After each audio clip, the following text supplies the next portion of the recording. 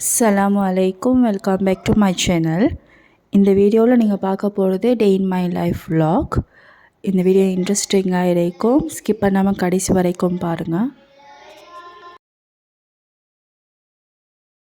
இந்த video last Saturday morning நான் எடுத்தது. லாஸ்ட் சாட்டர்டே மார்னிங் நான் பிரேக்ஃபாஸ்ட்டுக்கு மில்க் ரைஸ் செஞ்சுருந்தேன். அதுக்கு தேவையான தேங்காய் பால் எல்லாம் எடுத்துகிட்டு ரைஸ் நல்லா குக் ஆகினதும் ரைஸில் அந்த திக் கோகனட் மில்க் அதில் எட் பண்ணியிருக்குது.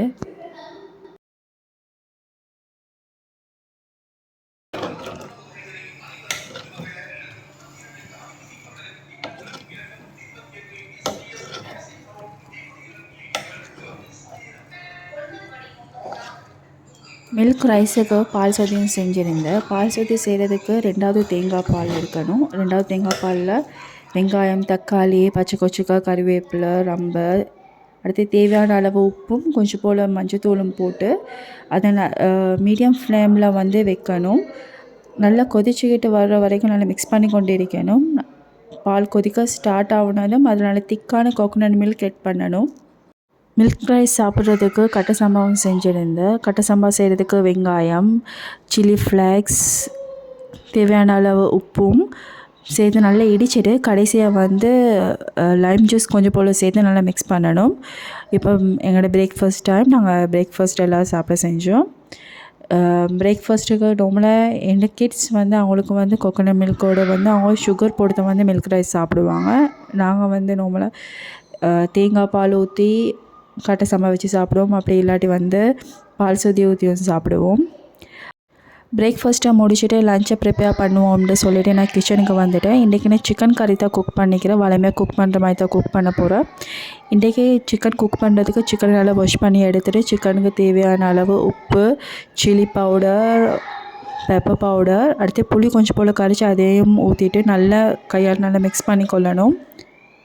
மேரினேட் பண்ண சிக்கனை ஒரு சைடில் வச்சுட்டு சிக்கன் குக் பண்ணுறதுக்கு தேவையானதெல்லாம் நான் தாளிக்க ரெடி பண்ணிட்டேன். ஒரு பொட்டில் 2 டேபிள் ஸ்பூன் ஆயில் சேர்த்து அதில் ஏலக்காய், கருவாப்பட்டை, சீரகம், கறிவேப்பிலை, ரம்பை எல்லாம் எட் பண்ணி கொள்ளணும். அதை நல்லா ஸ்பூனால் மிக்ஸ் பண்ணி நல்லா தாளிக்கணும். அதை நல்லா தாளித்து கொண்டு வரப்போப்பில் அதில் ஸ்லைஸாக வெட்டி வச்சுக்கிற ஆனியன், நான் ஒரு பெரிய வெங்காயம் உண்டு அதுக்கு நான் கட் பண்ணி வச்சுக்கிறேன். அந்த வெங்காயத்தையும் நான் அதில் எட் பண்ணிட்டேன். எட் பண்ணி அதையும் நல்லா மிக்ஸ் பண்ணி கொண்டு இருக்கணும். அது நல்லா வதங்கி அதில் கலர் சேஞ்ச் ஆகி வர வரைக்கும் அதை நல்லா மிக்ஸ் பண்ணிவிட்டு அதுக்கப்புறம் அதில் கலர் சேஞ்ச் ஆனதில் அதில் இஞ்சி வெள்ளைப்பூடு பேஸ்ட் சேர்க்கணும். இஞ்சி வெள்ளைப்பூடு மணம் போகிற வரைக்கும் நல்லா தாளிக்கணும். இஞ்சி வெள்ளைப்பூடு மணம் போன பிறகு அதுக்கு தேவையான மசாலாஸ் எல்லாம் எட் பண்ணணும். மஞ்சள், சில்லி பவுடர், பெப்பர் பவுடர், கறி பவுடர் எல்லாம் எட் பண்ணி கொள்ளணும். இந்த கறி பவுடர் இதெல்லாம் எட் பண்ணுறது எங்களோட டேஸ்ட்டுக்கு ஏற்ற மாதிரி நாங்கள் எட் பண்ணிக்கொள்ளலாம். உங்களுக்கு கொஞ்சம் ஸ்பைஸியாக வேணும் சில்லி பவுடர் கொஞ்சம் கூட எட் பண்ணிக்கொள்ளலாம். எல்லாம் எங்களோட விருப்பத்துக்கு ஏற்ற மாதிரி தான் நாங்கள் எட் பண்ணிக்கொள்கிறதெல்லாம். தேவையான அளவு உப்பையும் எட் பண்ணிக்கொள்ளணும். நான் ஆல்ரெடி மேரினேட் பண்ண சிக்கன்லேயே நான் உப்பு எட் பண்ணிக்கிற சொல்லிட்டு இதில் அளவாக உப்பு எட் பண்ணிக்கிறேன். அடுத்து தக்காளி, பச்சை கொச்சிக்காயும் சேர்த்து நல்லா மிக்ஸ் பண்ணிக்கொள்ளணும். தக்காளி, பச்சை கொச்சிக்காயெல்லாம் நல்லா வதங்கி வர்ற வரைக்கும் அதை நல்லா தாளிக்கணும்.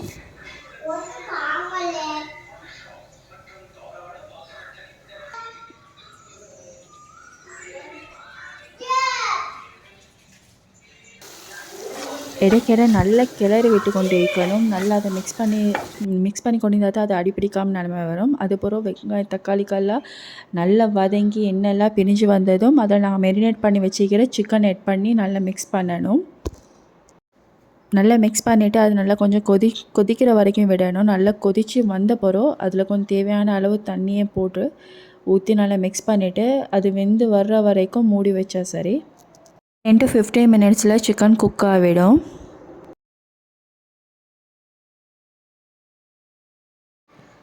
இதுதான் ஃபைனல். இது சிக்கன் எப்படி வந்திக்கு பாருங்கள். நல்லா குக் ஆகி ரொம்ப நல்லா இருந்துச்சு. நல்லா சாஃப்டாக நல்லா இருந்துச்சு. சால்ட் எல்லாம் அளவாயிருந்துச்சு. ஸ்பைசி எல்லாமே அளவாயிருந்துச்சு. லஞ்சுக்கு நான் பிப்பிங்காய் சம்பல் ஒன்று செஞ்சுருந்தேன். அதுக்கு தேவையான வெங்காயம், தக்காளி, பச்சை கொச்சிக்காய் அதில் எட் பண்ணிவிட்டு உப்பும் பெப்பர் பவுடரும் சேர்த்திக்கிறேன். அதெல்லாம் நல்லா மிக்ஸ் பண்ணிட்டு அதுக்கப்புறம் கொஞ்சம் போல் தேங்காய் பால், நல்லா திக்கான தேங்காய் பால் சேர்த்து அதை மிக்ஸ் பண்ணி கொள்ளணும்.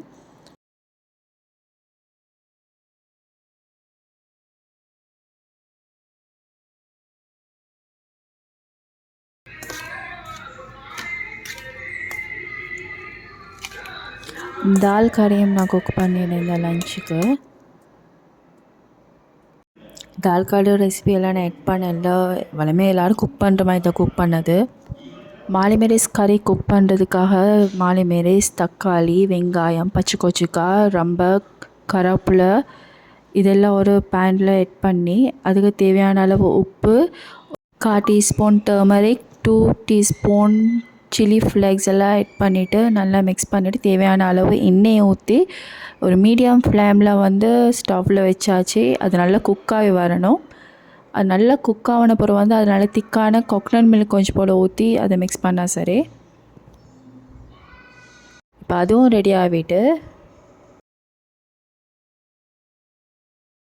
கோகனட் மில்க் போட்டு கோவா கறி செஞ்சுருந்தேன். அதுக்கு தேவையான கோவாவை கட் பண்ணிவிட்டு அதில் கேரட்டும் கட் பண்ணி போட்டு வெங்காயம், தக்காளி, பச்சை கொச்சிக்காய், ரொம்ப கருவேப்பிலை, தேவையான அளவு உப்பு, மஞ்சத்தூள், கொஞ்சம் போல் சில்லி பவுடர் எல்லாம் போட்டு நல்லா மிக்ஸ் பண்ணிவிட்டு தேவையான அளவு எண்ணெயை ஊற்றிட்டு அடுப்பில் வச்சு அது நல்லா குக் ஆனது. அதுலேயும் நல்லா திக்கான கோகனட் மில்க் ஊற்றணும்.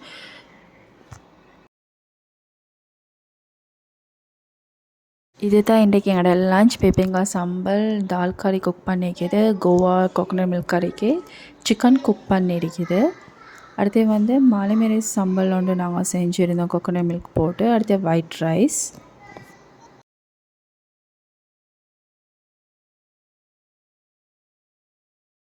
எல்லாம் குக் பண்ணி எங்களோட லஞ்சை நாங்கள் சாப்பிட்டோம்.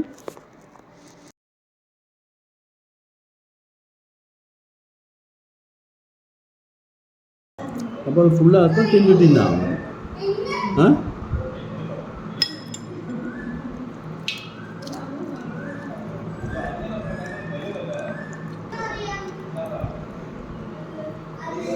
லஞ்ச் சாப்பிட்ட போகிறோம் வந்து நாங்கள் பிளாக் காஃபி ஒன்று நாங்கள் குடித்தோம். காஃபியெல்லாம் குடிச்சிட்டு ஈவினிங் மாதிரி வெளியே எங்கேயாச்சும் போகணுன்னு சொல்லிட்டு பிளான் பண்ணோம்.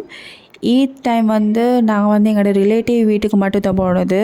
வெளியே பிள்ளைகளுக்கு விருப்பமான மாதிரி எங்கேயுமே போக கிடைக்கல. அவங்களுக்கு ப்ளே ஏரியா எங்கேயுமே எங்களுக்கு போக கிடைக்கல. சரி வெளியே எங்கேயாச்சும் போகணுன்னு சொல்லிவிட்டு நாங்கள் ஃபேமிலி அப்படி நாங்கள் ரெடியாகவே நாங்கள் வெளியே போனோம். நாங்கள் எங்கே போனோன்னு உங்களுக்கு பார்த்தாலே விளங்கிக்கும். நாங்கள் வந்து ஹெவ்லாக் சிட்டி மாலுக்கு தான் நாங்கள் போயிருந்தோம். இந்த முறை வந்து நாங்கள் ஏப்ரல்னால் வந்து அங்கே நார்மலாக வந்து ஒவ்வொரு சீசனுக்கும் அவரது கிறிஸ்மஸ் இதுக்கெல்லாம் டெக்கரேஷன் பண்ணி வைப்பாங்க. இப்போ நாங்கள் இந்த முறை ஏப்ரல் மந்த் சொல்லி வந்து அவரது சிங்கள தமிழ் அவரதுக்கான டெக்கரேஷன் இதுவெல்லாம் அவங்க பண்ணி வச்சுருந்தாங்க.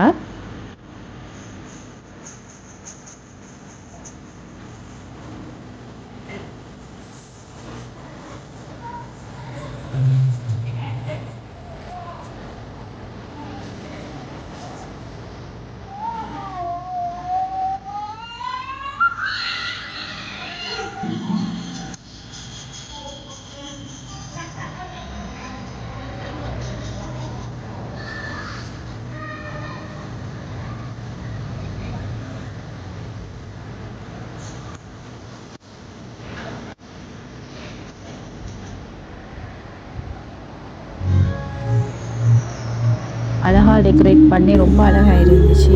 இங்கே நான் போனால் அங்கே நிறைய ஸ்டால்ஸ் எல்லாம் போட்டிருந்தாங்க. நிறைய ஸ்வீட்ஸ் ஸ்டால்ஸ், அடுத்து வந்து ஹோம் டெக்கரேட்டிங் ஐட்டம்ஸ் இதெல்லாம் இருந்துச்சு. அடுத்து ஹனி அதுவெல்லாம் விற்க இருந்தாங்க. குக்கீஸ், பேக்கரி ஐட்டம்ஸ் இதுவெல்லாம் இருந்துச்சு. ஆனால் மற்ற இடங்களை விட கம்பேர் பண்ணி பார்ப்பல சரியான எக்ஸ்பென்சிவாக இருந்துச்சு. அவரது ஸ்வீட்ஸுமே இருந்துச்சு. அவரோட குக்கீஸ், கியூம் இதுவெல்லாம் எல்லாம் நிறைய இருந்துச்சு. அடுத்து வந்து அவங்க கேம்ஸ் இதெல்லாம் வச்சு இருந்தாங்க. එකක් ගානේ තමන්ගේ ටිකට් පත සංවිධායක මණ්ඩලයට ගෙලා අනිවාර්යෙන් මාක් කරගන්න. சுற்றி பார்த்துட்டு நாங்கள் அப்படியே நாங்கள் மேலே போயிட்டோம். நாங்கள் ப்ளே ஏரியா போகணும்னு சொல்லிட்டு ஒரு பிளான் பண்ணி தான் நாங்கள் வந்தது கிட்ஸை கூட்டிகிட்டு. அதனால நாங்கள் அப்படியே நாங்கள் மேலே போயிட்டோம் ப்ளே ஏரியாவுக்கு.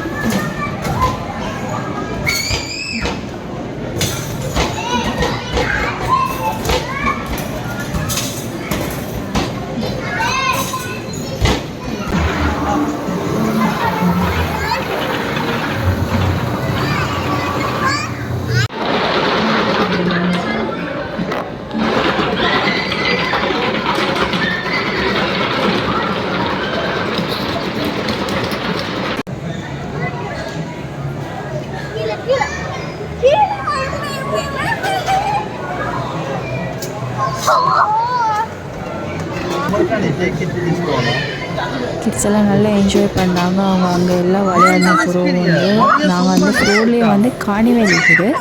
நாங்கள் அங்கே போயிட்டு இருந்தோம். நாங்கள் வந்து ஐஸ்கிரீம் வாங்கியிருந்தோம். ஸ்ட்ராபெரி, மேங்கோ, சாக்லேட் ஐஸ்கிரீம் வாங்கியிருந்தோம். சாக்லேட் ஐஸ்கிரீம் உண்மைக்கு ரொம்ப நல்லா இருந்துச்சு. அதெல்லாம் நல்லா சாப்பிட்டுட்டு அங்கே நாங்கள் நல்லா என்ஜாய் பண்ணிவிட்டு அதுக்கப்புறம் வெளியே வேறு எங்கேயாச்சும் போகணும்னு சொல்லிட்டு பிளான் பண்ணோம்.